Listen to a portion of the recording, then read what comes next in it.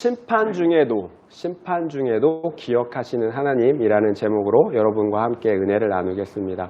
심판하시는 중에도 기억하시는 하나님. 지난 18장에서 하나님은 자신의 두 천사와 함께 아브라함을 방문합니다. 하나님께서 아브라함을 방문한 이유가 있었습니다. 바로 그 죄악으로 말미암아 소돔과 고모라를 심판하시겠다라는 계획을 아브라함에게 말씀해 주시기 위해서 이렇게 방문하셨습니다. 이 심판의 계획을 듣자 아브라함은 항변하듯이 그렇게 강청을 합니다. 하나님, 의인을 악인과 함께 심판하시는 것은 옳지 않습니다. 아브라함은 6번이나 그렇게 강청을 해요. 그러자 하나님은 그런 아브라함의 간구를, 요청을 들어주세요. 그래서 만약 소돔에 의인 10명이 있다면 그 의인 10명 때문에 소돔 성을 심판하지 않겠다라고 말씀하세요. 그리고 오늘 이어지는 이야기가 오늘 본문의 내용입니다. 과연 하나님께서는 아브라함의 기도를 들어주셨을까요? 아브라함을 떠난 두 천사가 저녁 즈음에 롯이 살고 있는 소돔 성에 이르릅니다. 그러자 롯이 두 천사를 자기 집에 데려다가 지극히 대접을 해요. 그런데 바로 문제가 발생합니다. 4절, 5절을 한번 읽어보겠습니다. 4절, 5절입니다. 시작. 그들이 눕기 전에 그 성 사람 곧 소돔 백성들이 노소를 막론하고 원근에서 다 모여 그 집을 에워싸고 롯을 부르고 그에게 이르되 오늘 밤에 내게 온 사람들이 어디 있느냐 이끌어내라 우리가 그들과 상관하리라. 두 천사들이 잠들기 직전에 소돔 성의 모든 사람들이 롯의 집으로 몰려와요. 왜 그들이 밤늦게 찾아왔을까요? 내 집에 들어온 그 두 사람을 내놓으라는 거예요. 우리가 그와 상관하리라. 곧 그들과 성관계를 갖겠다라는 거예요. 동성애를 하겠다라는 거예요. 롯은 그 두 사람 대신 시집가지 않은 두 딸을 이끌어낼 테니까 너희들이 원하는 대로 하래요. 대신에 이 두 사람은 건들지 말라라는 거예요. 그렇지만 소돔 사람들은 그것으로 만족하지 않아요. 이것을 볼 때 과거나 현재나 죄로 타락한 인간의 모습은 동일하게 심각하다라는 거예요. 성경은 인간의 죄를 절대 미화하지 않아요. 가감하지 않고 있는 그대로를 보여준다라는 거예요. 경전임에도 불구하고 이런 정말 신랄한 범죄를 다 이게 기록하고 있다라는 거예요. 왜냐하면 인간의 모습을 미화한다면 인간들은 결코 자신들의 죄악을 깨달을 수가 없기 때문에 그런 거예요. 그러면 성경이 제시하고자 하는 구원의 길도 받아들일 수가 없기 때문인 거예요. 계속 말씀드리지만 구원의 시작은 자신의 죄를 보고 인정하는 회개에서부터 시작되기 때문에 그래요. 따라서 우리는 나의 죄의 실체를 절대 미화하거나 그리고 회피해서는 안 된다는 거예요. 나의 죄, 있는 그대로의 죄, 적나라한 그 죄를 인정해야 된다는 거예요. 성경은 그것을 우리에게 요구하고 있다는 거예요. 9절입니다. 9절을 함께 읽겠습니다. 9절 시작. 그들이 이르되 너는 물러나라. 또 이르되 이 자가 들어와서 거류하면서 우리의 법관이 되려 하는도다. 이제 우리가 그들보다 너를 더 헤아리라 하고 롯을 밀치며 가까이 가서 그 문을 부수려고 하는지라. 소돔 사람들은 말리는 롯을 더 해야겠다면서 그 문을 부수려고 해요. 그러자 두 천사가 손을 내밀어서 롯을 집으로 이끌어 들여요. 그리고 소돔 사람들의 눈을 어둡게 합니다. 두 천사가 소돔에 온 것은 의인 10명이 있는지 확인하기 위함이었어요. 아브라함이 기도했던 것처럼 의인 10명만 있으면 그 성읍을 용서하시기 위함이었던 거예요. 그러나 이제는 그럴 필요가 없어졌어요. 왜냐하면 그들의 모든 죄가 낱낱이 드러나 버렸기 때문이에요. 소돔 백성이 노소를 막노하고 원근에서 다 모여 찾아왔다고 해요. 그러니까 어떤 개개인 몇 사람의 문제가 아니라는 거예요. 소돔 백성 전체가 깊은 죄에 빠져 있다는 거예요. 우리 인류가 비록 타락했지만 여전히 희미하게 남아있는 하나님의 형상이 있어요. 바로 우리의 양심과 도덕심이에요. 이런 우리의 본성은 자연스럽지 않은 동성애와 성폭행을 죄라고 생각해요. 그런데 소돔 사람들 중에는 어떤 누구도 자신들의 행동이 잘못되었다라고 느끼는 사람도 말하는 사람도 없었다라는 거예요. 그저 자신들의 욕구를 충족하기 위해서 수단과 방법을 가리지 않았다라는 거예요. 죄에 대한 최소한의 부끄러움조차 그 양심조차 사라진 거예요. 이것이 눈에 보이지 않는 죄가 파괴적인 실제라는 증거예요. 죄는 하나님의 형상대로 창조된 선한 양심, 의지를 마비시켜 버려요. 그래서 과거 양심상 죄로 여겨졌던 것들이 이제는 더 이상 죄로 여겨지지 않는다라는 거예요. 성경은 이와 같은 상태를 양심의 화인 맞은 상태라고 얘기해요. 이런 상태가 되면 이제는 더 이상 소망이 없게 되는 거예요. 그 마음에 조금이라도 양심의 가책이 있다면 소망이 있어요. 그런데 그 양심의 가책이 전부 사라졌다면 이제는 소망이 없는 거예요. 결국 그 소돔성에는 롯 외에는 의인 한 사람이 없었던 거예요. 그러면 그 죄의 결과는 어떻게 될까요? 24절, 25절입니다. 24절, 25절 함께 읽겠습니다. 시작. 여호와께서 하늘 곧 여호와께로부터 유황과 불을 소돔과 고모라에 비같이 내리사 그 성들과 온 들과 성에 거주하는 모든 백성과 땅에 난 것을 다 엎어 멸하셨더라. 이것이 죄의 결과예요. 심판인 거예요. 하나님께서 유황과 불로 소돔과 고모라에 비같이 내리셨어요. 그러므로 그 성에 거주하는 사람들과 모든 것을 다 엎으셨어요. 이것이 죄의 결과예요. 이것을 통해 우리는 반드시 하나님께서 자신의 공의의 말씀으로 심판하신다라는 것을 알 수가 있어요. 지난주에도 말씀드렸지만 하나님은 영원히 침묵하지 않으세요. 때가 되면 반드시 공의로 심판하신다라는 것입니다. 제가 계시록 21장 8절 말씀을 읽어드리겠습니다. 그러나 두려워하는 자들과 믿지 아니하는 자들과 흉악한 자들과 살인자들과 음행하는 자들과 점술가들과 우상 숭배자들과 거짓말하는 자들은 불과 유황으로 타는 못에 던져지리니 이것이 둘째 사망이라. 이것이 마지막 날 심판의 날의 모습이에요.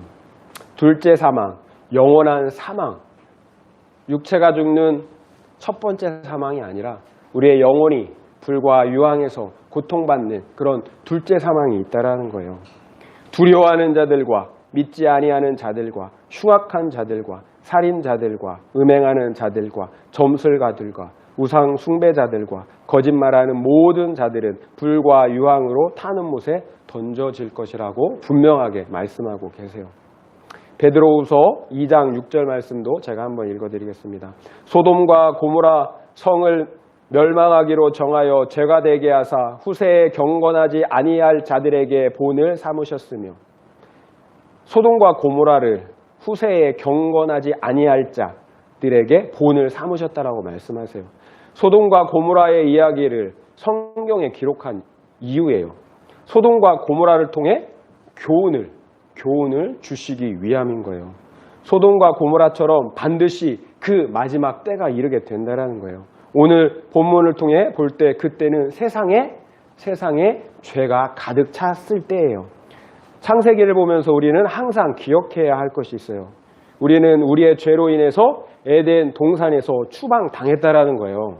따라서 우리는 우리의 죄를 해결하지 않으면 하나님께서 말씀하신 대로 영원히 죽음에 처하게 된다라는 거예요.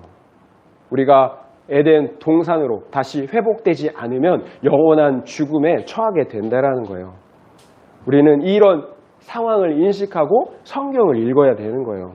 그래요. 소돔과 고모라의 멸망은 이 사실을 우리에게 다시금 상기시켜주고 있는 거예요. 이 세상이 영원할 것 같지만 언젠가 반드시 하나님의 심판이 임하게 된다라는 거예요. 공의의 말씀, 그 기준이 있기 때문에 은혜될 수 있다라고 말씀드렸어요. 마찬가지예요. 심판이 있기 때문에 구원이 될 수가 있는 거예요. 심판이 없는데 어떻게 구원이 될 수가 있겠어요? 공의의 말씀에 따른 심판이 없다면 구원은 있을 수가 없는 거예요. 무엇보다 심판이 없다면 어찌 하나님께서 육신을 입으시고 십자가에서 우리를 위해서 죽어주실 필요가 있었겠어요? 죄에 따른 심판이 있기 때문에 십자가의 죽음, 십자가의 희생이 있어야 했던 것입니다. 그래서 십자가를 볼 때 우리는 반드시 심판이 있다는 것을 우리는 생각을 해야 된다는 거예요. 성경은 한 번 죽는 것은 정해져 있는데 죽은 다음에는 심판이 있다라고 분명하게 말씀하고 계세요. 우리가 끝을 알고 사는 것, 그것이 지혜입니다. 그렇다고 우리가 과도하게 심판을 무서워할 필요는 없어요. 왜냐하면 궁극적인 심판은 하나님의 자녀들에 대한 것이 아니기 때문에 그래요. 하나님을 끝까지 대적하는 세상 사람들, 하나님을 반역한 세상 사람들에 대한 것이기 때문에 그래요. 그렇다면 우리의 본질적인 과제는 심판에 이르게 하는 죄의 문제를 해결할 수 있느냐 없느냐의 문제예요. 우리의 죄는 심판에 이르게 해요. 그렇다면 이 죄의 문제를 어떻게 해야 하느냐, 이것이 우리의 과제인 거예요. 오늘날 보이지도 않는 코로나 바이러스가 인류를 병들게 해요. 그리고 심지어는 많은 사람들을 죽음에 이르게 해요. 그런데 만약 코로나 바이러스에 100% 효과적인 백신 치료자가 있다면 어떨까요? 비록 코로나 바이러스가 치명적일지라도 우리는 코로나로부터 완전히 자유할 수가 있다는 거예요. 백신만 있다면, 완전히 효과적인 백신만 있다면 우리는 코로나 바이러스로부터 자유할 수 있다는 거예요. 마찬가지예요. 죄도 마찬가지예요. 영원한 심판을 가져오는 죄 역시 백신이 있어요. 바로 예수 그리스도예요. 우리의 유일한 소망, 예수 그리스도가 우리의 백신인 거예요. 우리가 회개하고 예수 그리스도를 믿을 때 죄로부터 완전히 자유할 수가 있다는 거예요. 이 백신을 하나님께서 우리에게 허락해 주셨다는 거예요. 요한복음 8장 32절 말씀을 여러분에게 읽어드릴게요. 진리를 알지니 진리가 너희를 자유롭게 하리라. 진리가 누구예요? 진리가 예수 그리스도시죠. 진리를 알지니 진리가 너희를 자유롭게 하리라. 예수님께서 왜 진리가 너희를 자유롭게 한다라고 말씀하셨을까요? 그것은 우리가 죄의 종이 되었기 때문이에요. 우리는 죄의 종이 되었어요. 우리는 죄를 지으려 하지 않아도 우리의 의지와 상관없이 죄를 짓고 있잖아요. 이것이 우리가 죄의 종이 되었다라는 증거예요. 부인할 수가 없잖아요.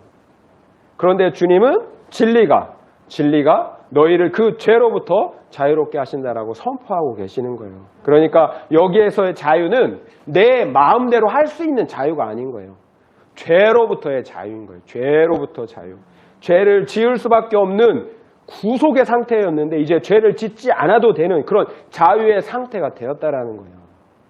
그래요. 그리스도 예수만이 우리의 유일한 소망이에요. 죄로부터 우리를 자유롭게 하실 수 있는 유일한 소망인 거예요.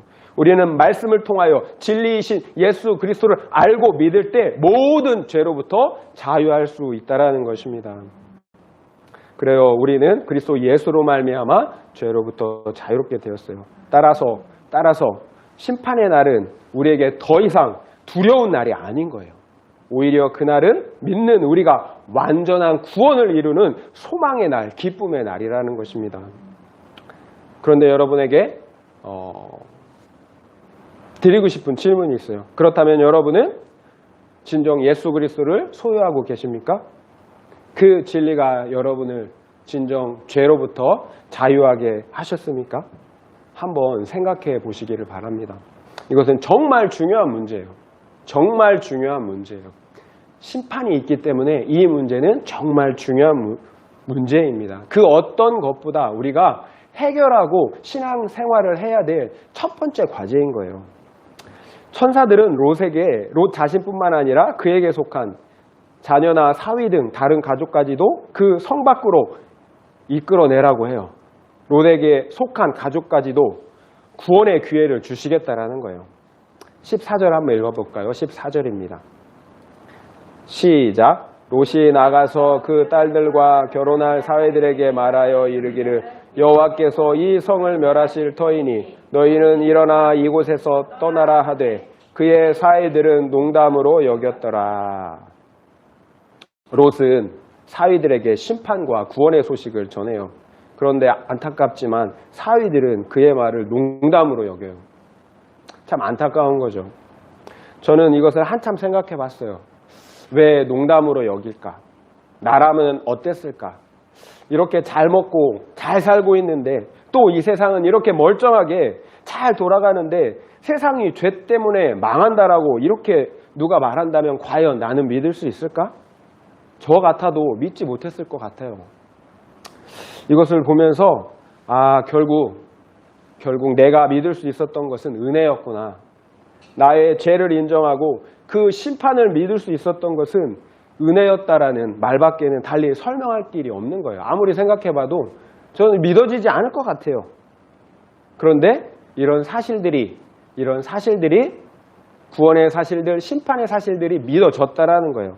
여러분은 어떠세요? 저는 은혜라고 확신합니다. 15절, 16절 말씀 읽겠습니다. 15절, 16절입니다. 시작.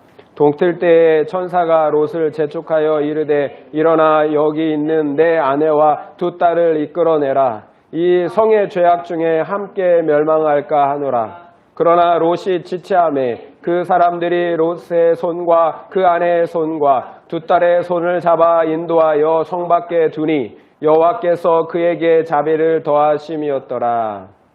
아멘. 동틀 때 이제 심판을 시작하려고 해요. 그런데 천사들이 바빠졌어요. 왜냐하면 롯이 지체하고 있는 거예요.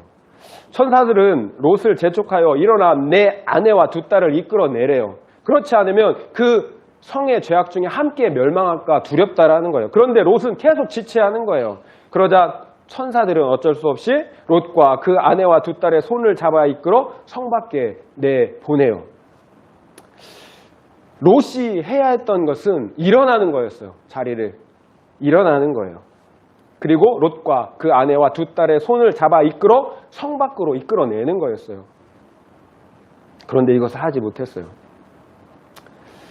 스스로 일어나는 것은 자신의 구원을 위한 거예요. 그리고 가족들을 이끌어낸다라는 것은 가족의 구원을 위한 것이에요. 그런데 롯은 아무것도 할 수가 없었다라는 거예요. 자기 자신도 구원할 수 없었고요. 그리고 자기에게 속한 가족까지도, 맡겨진 가족까지도 구원할 수가 없었다라는 거예요. 왜 그랬을까요? 가져가야 할 재물들, 너무 복잡한 거예요. 지금 가져가야 할 재물들 때문에 도저히 일어날 힘이 없는 거예요. 그래요. 롯은 비록 제약된 곳이었지만 그 풍요로운 삶을 포기할 수가 없었던 거예요. 이것이 롯의 문제였어요. 비록 롯에게는 지식적인 믿음은 있었어요. 하지만 자신과 가족을 구원할 실제적인 믿음의 실제는 없었다라는 거예요. 세상의 풍요와 행복을 거부할 만한, 그것들을 포기할 만한 믿음의 힘이 없었다라는 거예요. 우리도 롯과 크게 다르지 않아요. 우리 역시 믿음이 있다고 하지만 정작 선택의 순간이 오면 우리의 믿음의 실체가 드러나잖아요. 선택의 순간에 우리는 무엇을 선택합니까? 말씀입니까? 아니면 돈입니까? 말씀입니까? 아니면 우리의 자존심입니까? 직장, 배우자, 자녀입니까? 아니면 말씀입니까? 결정적인 선택의 순간에 여러분은 무엇을 선택하세요? 그것이 우리의 믿음의 실제인 거예요. 나와 가족들이 말씀을 따르고 있는지 아니면 돈과 세속의 성공과 기복을 따르고 있는지 생각해 봐야 된다라는 거예요. 우리가 무엇을 추구하며 살고 있는지는 숨길 수가 없어요. 왜냐하면 우리의 믿음은 우리의 삶으로 그리고 자녀들의 삶으로 그대로 드러나기 때문이에요. 말이 중요하지 않아요. 믿음은 말이 중요하지 않아요. 우리의 삶과 우리의 선택이 중요하다라는 거예요. 그런데 문제는 그와 같은 믿음으로는 나 자신도 구원하지 못할 뿐만이 아니라 우리에게 맡겨주신 그 영혼들까지도 구원할 수가 없다라는 거예요. 본문의 롯처럼 머리로는 되는데 내 마음과 몸이 움직이지 않는다라는 거예요. 결정적인 순간에, 마지막 순간에 그렇게 된다면 참 불행한 일이겠죠. 그래서 우리의 믿음을 늘 점검해 봐야 되는 거예요. 그런데 참 감사한 것이 있어요. 롯이 스스로 할 수 없자 천사들이 그 롯과 그 가족들의 손을 붙잡아서 성 밖으로 이끌어냈다라는 거예요. 이게 참 감사한 일인 거예요. 내가 할 수 없게 되자 하나님께서 그렇게 강제로 해 주셨다라는 거예요. 포기할 수 없자 그것을 포기할 수 있도록 해 주셨다라는 거예요. 그래서 앞서 말씀드린 것처럼 구원은 전적인 하나님의 은혜인 거예요. 결국 아이러니하지만 소돔과 고모라의 심판은 누구에게는 분명 멸망의 사건이었어요. 그렇지만 롯에게만큼은 구원의 사건이 되었다라는 거예요. 과거 롯은 아브라함과 헤어진 후 계속해서 풍요로운 곳을 쫓아다녔어요. 사실 15장에 전쟁을 통해 롯이 포로로 끌려갔던 사건은 그 죄악된 삶을 끌어낼 수 있도록 하나님께서 주신 절호의 기회였어요. 그럼에도 롯은 그 죄악된 풍요를 포기할 수가 없었던 거예요. 그러자 결국 하나님께서 일하기 시작하신 거예요. 소돔성을 심판하신 거예요. 롯이 포기할 수 없는 것을 파멸하심으로 포기할 수 있게 해주셨다라는 거예요. 만약 소돔성을 그대로 두었다면 어떻게 되었을까요? 롯은 그나마 조금 남아있던 연명하는 그 믿음마저도 다 잃어버리게 되었을 거라는 거예요. 그리고 결국 소돔과 고모라의 죄에 동화되어 소돔과 고모라와 같은 영원한 심판에 처하게 되었을 거라는 것입니다. 그래서 역설적이지만 소돔의 심판이 롯에게는 구원의 사건이 되는 거예요. 롯은 자신을 지켜줄 것이라고 믿었던 성과 재물과 풍요를 잃어버렸을 때 비로소 구원을 얻을 수 있었다라는 거예요. 우리가 믿고 있는 돈과 풍요로운 생활이 우리를 구원해 줄 수 없다라는 거예요. 오히려 우리의 구원을 그것들이 방해할 수 있다라는 것입니다. 여러분들은 왜 부동산에 투자하시고 또 주식에 투자하시나요? 그 동기는 하나님만 아실 것입니다. 그런데 성경은 이렇게 말씀하세요. 만물보다 심히 부패한 것이 사람의 마음이라는 거예요.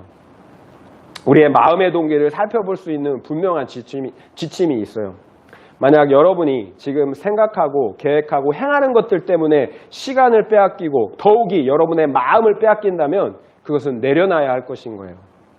이 땅의 삶, 허락된 시간이 우리에게 지극히 짧고 유한하기 때문에 그래요. 우리가 그 돈으로 영원히 살 것 같지만 그렇지 못하다라는 거예요.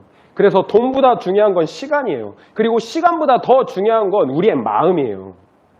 그런데 그 돈에 매여서 그 돈 때문에 우리의 시간과 마음을 잃어버린다면 과감히 포기해야 된다는 거예요. 돈을 잃어도 손해, 돈을 얻어도 손해예요. 왜냐하면 시간과 우리의 마음을 잃어버리기 때문에 그런 거예요. 그 돈 때문에 구원 되시는 예수 그리스도 주님을 잃어버리고 있기 때문에 그렇다라는 거예요. 주님은 한 사람이 두 주인을 함께 섬길 수 없다고 말씀하셨어요. 반드시 하나를 미워하게 되어 있다라는 거예요. 주님을 미워하든지 아니면 돈을 미워하게 되든지 그렇게 될 수밖에 없다라는 거예요. 그렇다면 여러분은 주 예수를 섬기고 계십니까? 아니면 세상의 부와 명예를 섬기고 계십니까? 돈과 명예를 버리라는 것이 아니에요. 우선순위를 말씀드리는 거예요. 무엇을 더 사랑하고 있느냐? 주님은 분명히 우리에게 너희의 마음을 달라라고 말씀하고 계신다라는 거예요. 그렇다면 이 세상을 포기해야 되는데 이 세상을 어떻게 하면 포기할 수 있을까요? 여러분, 이 세상을 포기할 수 있는 방법을 여러분에게 말씀드리겠습니다. 여러분 따라 하시겠습니까? 네. 바로 주 예수를 더 사랑하면 됩니다. 주 예수를 더 바라보면 돼요. 세상을 바라보면 세상을 살아갈 수밖에 없어요. 세상을 품으면 세상을 사랑할 수밖에 없어요. 그런데 주님을 바라보고 주님을 품으면 주님을 사랑하게 된다는 거예요. 은혜의 자리, 기도의 자리, 말씀 묵상의 자리로 나아가시면 여러분 주님을 더 사랑하게 돼요. 그러면 세상을 포기할 수 있습니다. 그러나 우리가 어떻게 이 세상을 포기할 수 있겠어요? 파리가 똥을 참지 우리가 어떻게 세상을 포기할 수 있겠습니까? 참 힘들죠. 그러니까 이 세상의 향락과 물질과 세상 성공 등 포기할 수 없었던 것을 파멸하신 심판의 사건은 바로 은혜의 사건, 구원의 사건인 거예요. 잠시 있다 사라질 이 세상의 관점이 아니라 영생의 관점에서 생각하셔야 돼요. 아이 손에서 사탕을 뺏었는데 그 아이는 자기 수준에서밖에 생각 못해요. 부모의 수준에서, 하나님의 수준에서, 영혼의 관점에서 우리가 생각할 수 있어야 된다는 거예요. 그러면 그게 하나님의 사랑이구나, 은혜구나 라는 것을 깨닫게 된다는 거예요. 그래서 여호와께서 그에게 자비를 더하심이더라 라고 이렇게 말씀하고 계시는 거예요. 그에게 자비를 더하시는 거예요. 심판의 사건이 그에게 자비를 더하시는 거예요. 17절입니다. 함께 읽겠습니다. 17절입니다. 시작. 그 사람들이 그들을 밖으로 이끌어낸 후에 이르되 도망하여 생명을 보존하라. 돌아보거나 들에 머물지 말고 산으로 도망하여 멸망함을 면하라. 아멘. 천사들은 롯과 아내와 딸들을 성 밖으로 이끌어낸 후에 도망하여 생명을 보존하라고 얘기해요. 완전한 구원을 얻기 위해서는 그 성으로부터 멀리 떠나 산으로 도망해야 하는 거예요. 소돔성을 돌아보거나 들에 머물러서는 안 된다라고 이렇게 다짐을 시켜요. 그런데 18절, 20절을 보니까 롯은 산에까지 갈 수가 없는 거예요. 가다가 죽게 생긴 거예요. 그러니까 이렇게 제안을 해요. 가까운 곳에 있는 작은 성으로 들어가게 해주세요. 제가 저 먼 산에까지는 못 갈 것 같아요. 천사들은 하나님의 뜻을 대행하는 존재들이에요. 그러니까 하나님은 이런 롯의 소원을 들어주세요. 롯이 들어갈 작은 성읍을 멸하지 않겠다라는 거예요. 그때까지 성읍에 들어갈 때까지 기다려 주시겠다라고 약속을 하세요. 이렇게 롯을 구원하시는 모든 과정을 볼 때 은혜 아닌 것이 없는 거예요. 매 순간순간 하나님의 은혜 아닌 것이 없는 거예요. 우리의 구원도 마찬가지예요. 우리가 지금 이 자리에 있는 것, 하나님께서 과거의 매 순간순간 우리에게 베풀어 주셨던 은혜들을 한번 생각해 보세요. 그 은혜가 아니었다면 과연 우리가 이 자리에 있을 수 있을까? 구원은 은혜입니다. 그런데 그럼에도 불구하고 안타깝지만 구원받지 못한 사람들이 존재한다는 거예요. 26절 읽겠습니다. 26절입니다. 시작. 롯의 아내는 뒤를 돌아보았으므로 소금 기둥이 되었더라. 롯의 아내는 뒤를 돌아보았으므로 소금 기둥이 되었더라. 롯의 아내는 그만 뒤를 돌아보고 말았어요. 그래서 천사의 말대로 소금 기둥이 되고 말았어요.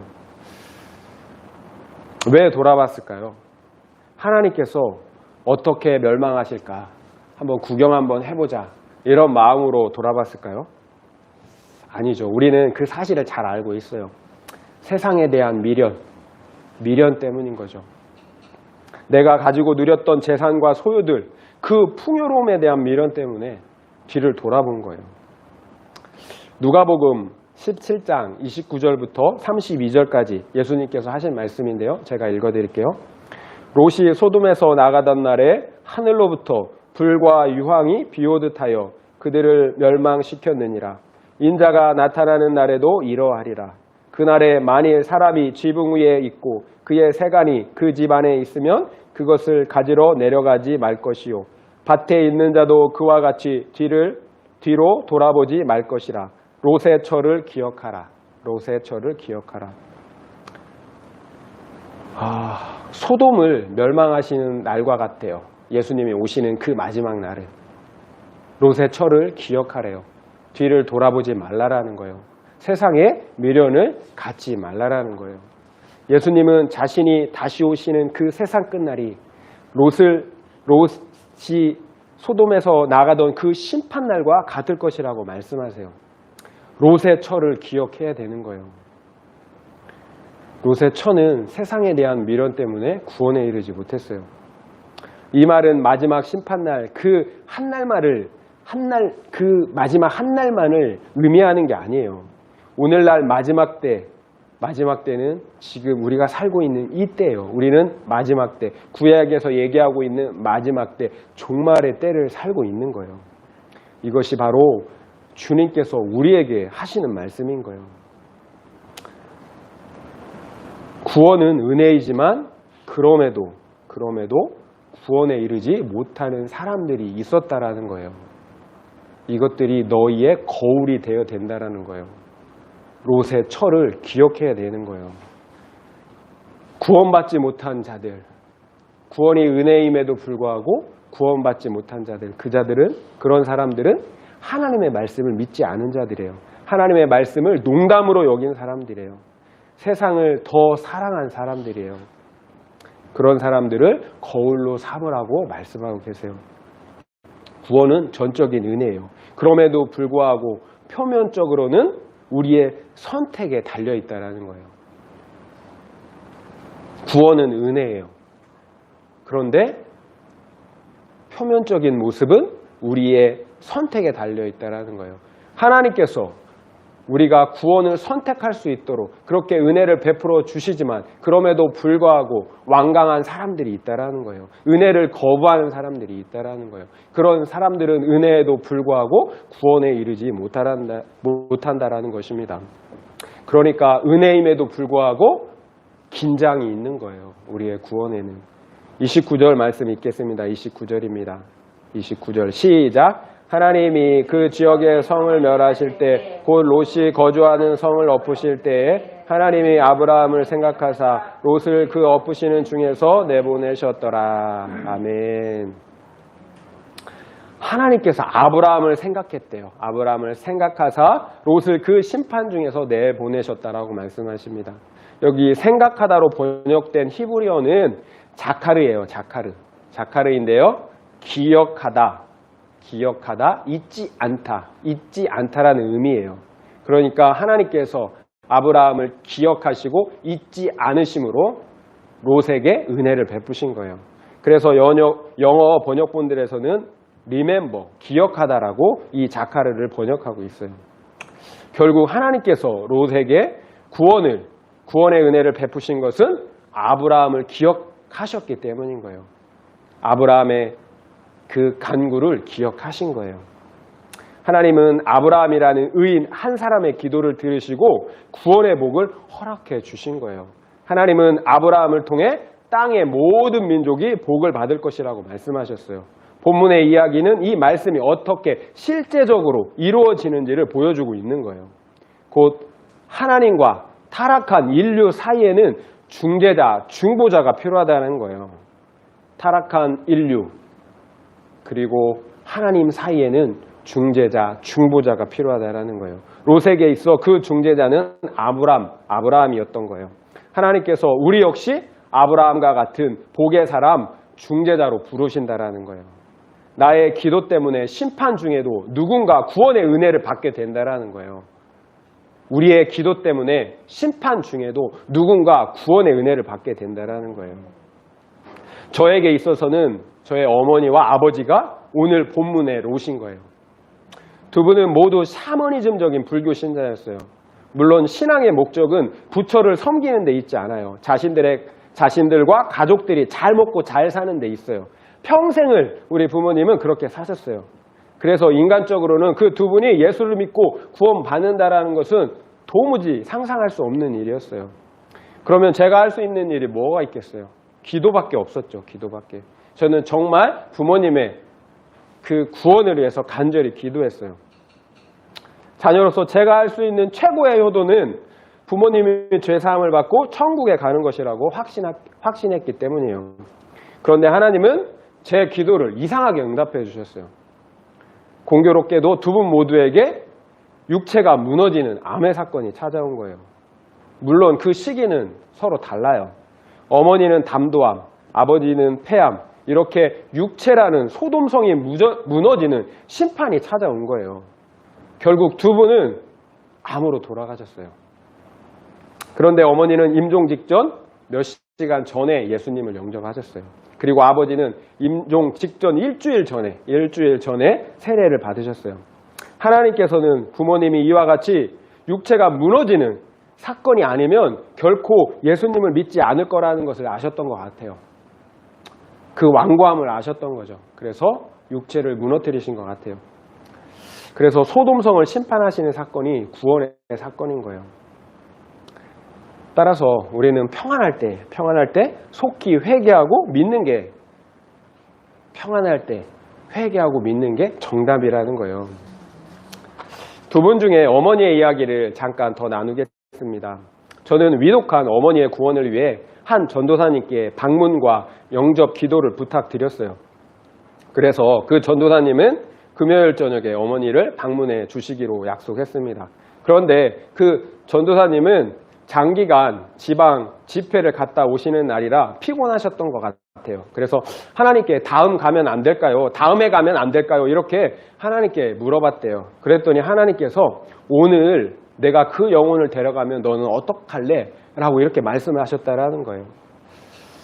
사실 그 전도사님께서 방문하셨을 때는 배에 복수가 너무 많이 차셨어요. 그리고 통증도 너무 심해서 기도를 받을 수 없는 그런 상태였어요. 그럼에도 전도사님은 어머니의 그 복수와 통증을 다 처치하는 동안 오랜 시간 동안 기다려 주셨어요. 그리고 우여곡절 끝에 어머니께서 영접 기도를 받으셨어요.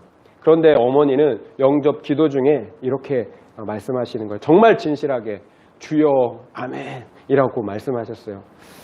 정말 그 고백 가운데 저 고백은 진실하다라고 느낄 수가 있겠더라고요.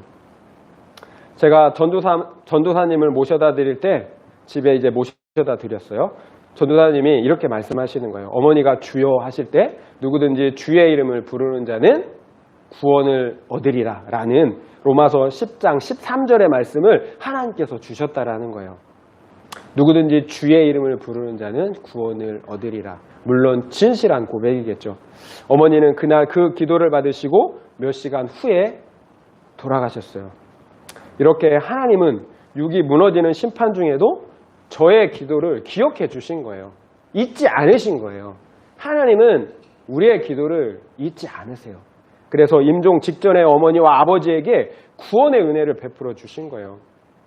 아브라함을 기억하시고 롯을 구원하신 것처럼 저의 기도를 들으시고 부모님을 구원해 주신 거예요. 그래서 저는 비록 어머니와 아버지와의 이별에도 슬퍼하지 않을 수가 있었어요. 오히려 육적인 고통과 괴로움을 끝내고 영원한 안식에 들어가셨다는 것을 믿기에 오히려 감사할 수 있었던 거예요. 모르겠어요. 그런 마음을 하나님이 주셨겠죠. 그런 믿음 하나님이 주셨겠죠. 어떻게 슬퍼하지 않을 수 있겠어요. 그래서 우리가 한 영혼도 포기하면 안 되는 거예요.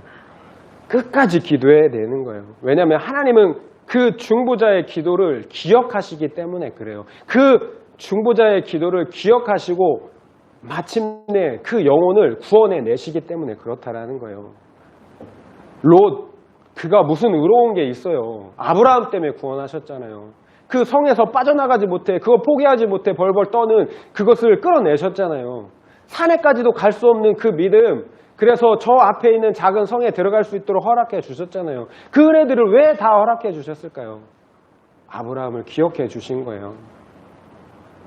저희 아버지와 어머니, 그들에게 무슨 의로움이 있겠어요? 죽기 직전에 마지못해 예수님을 영접한 그들에게 무슨 의로움이 있겠어요? 부족한 저의 기도를 기억해 주신 거예요. 그래서 돌아가시기 마지막 날 그 기도 드리도록 약속을 잡게 해 주신 거예요. 그리고 그 전도사님은 너무 피곤해서 가지 않으려고 했는데 하나님께서 강권해서 가게 해 주신 거예요. 그 긴 기간 동안 아픔의 시간을 허락하셔서 마음을 낮추신 거예요. 그리고 마지막 임종 직전에 그 기도를 영접할 수 있도록 은혜를 베풀어 주신 거예요. 그래서 우리가 어떤 영혼이라도 포기하면 안 되는 거예요. 우리가 포기하면 그 영혼에게는 이제 소망이 없는 거예요. 우리가 마지막 소망이에요. 그렇다면 하나님께서 이처럼 아브라함과 우리를 중보자로 세우시고 또 우리의 기도를 들으심으로 세상을 구원하시는 이유는 무엇일까요? 바로 우리에게 궁극적인 중재자가 계시기 때문이에요. 곧 아브라함에게 약속하신 그의 후손 예수 그리스도예요. 우리에게 대체 무슨 선함이나 공로가 있겠어요? 궁극적으로 하나님은 예수 그리스도를 기억하시는 거예요. 그래서 우리를 기억하시는 거예요. 그래서 우리의 기도를 기억하시는 거예요. 아브라함을 기억하셨다라는 것은 중보자로 예수 그리스도를 기억하셨다라는 거예요. 하나님은 오직 예수 그리스도의 십자가 공로 때문에 그리고 그분의 중보 때문에 우리를 구원하시는 거예요. 예수님은 십자가에서 우리의 죄를 위해 죽으시고 부활하사 하나님의 우편에 앉아 계세요. 그리고 그곳에서 여전히 주님은 우리를 위해서 중보하고 계신다라는 거예요. 곧 하나님께서 심판하셔야 하는 우리를 구원하시는 이유는 중보자 예수 그리스도를 기억하시기 때문이에요. 또한 우리의 기도를 들으시고 다른 영혼들을 구원하시는 이유 역시 예수 그리스도를 기억하시기 때문이에요. 예수님은 우리에게 생명을 주시기 위해 중보자가 되시기 위해 십자가를 지셨어요. 왜 그러셨을까요? 우리를 사랑하시기 때문에 그래요. 자기 자녀들이 영원한 심판을 받는 걸 보는 게 너무 힘드신 거예요. 우리를 위해 중보자가 되신 거예요. 그리고 우리를 자신을 따르는 또 다른 중보자로 우리를 부르셨다라는 거예요. 왜 우리를 또 다른 중보자로, 자신을 따르는 중보자로 부르셨을까요? 우리를 사랑하시지만 또한 동시에 다른 영혼들도 사랑하시기 때문에 그렇다라는 거예요. 하나님은 우리를 사랑하세요. 그리고 동시에 다른 믿지 않는 멸망받아야 하는 세상 사람들도, 심판받아야 할 세상 사람들도 사랑하시기 때문에 그렇다라는 거예요. 그것이 우리를 부르신 이유라는 겁니다. 결국 구원의 은혜를 받은 우리가 기도하지 않는다면 그것은 다른 영혼들을 사랑하지 않는다라는 것입니다. 여러분은 지금 어떠십니까? 여러분에게 맡겨주신 가족들, 영혼들을 사랑하고 계십니까? 사랑하시는 그런 우리 모두가 되기를 소망합니다. 말씀을 마무리하겠습니다. 하나님은 죄악이 가득한 소돔과 고모라를 불과 유황으로 심판하셨습니다. 우리는 이 심판의 사건을 통해 이 세상도 그 끝 심판이 있다는 것을 배워야 합니다. 많은 사람들이 노후를 준비한다며 열심히 살아갑니다. 그런데 정작 중요한 죽음 이후의 영원한 삶은 준비하지 않는다는 것입니다. 과거 제가 학창시절 방학 내내 놀다가 개학 전날 방학 숙제를 하지 않아 밤늦게까지 밀린 일기며 숙제들을 몰아서 했던 기억이 있습니다. 놀 때는 좋았지만 정작 개학하는 날은 두려웠던 것으로 기억됩니다. 이처럼 우리의 마지막 날이 두려운 날이 되지 않아야 합니다. 오히려 기쁨으로 기다리던 소풍처럼 소망하는 구원의 날이 되어야 합니다. 하나님은 소돔을 심판하시는 중에도 아브라함을 기억하시고 롯을 구원해 주셨습니다. 이처럼 심판의 사건을 통해서 우리는 또 한 가지를 깨닫습니다. 우리의 구원은 전적으로 하나님의 은혜라는 것입니다. 우리의 구원이 확실한 이유입니다. 우리에게 영원한 중보자 예수 그리스도가 계시기 때문입니다. 하나님은 예수 그리스도를 기억하십니다. 그러므로 우리를 구원하시고 또한 우리의 기도를 기억하심으로 다른 영혼들을 구원해 주십니다. 비록 이 세상은 진노의 심판을 받아야 하지만 우리가 마지막 구원의 날을 소망 가운데 기다릴 수 있는 이유입니다. 예수 그리스도만이 우리의 유일한 소망입니다. 믿으십니까? 우리 모두는 예수 그리스도 안에서 생명을 얻고 또한 그 생명을 유통하는 중보자로 사시길 예수의 이름으로 축원드립니다. 아멘.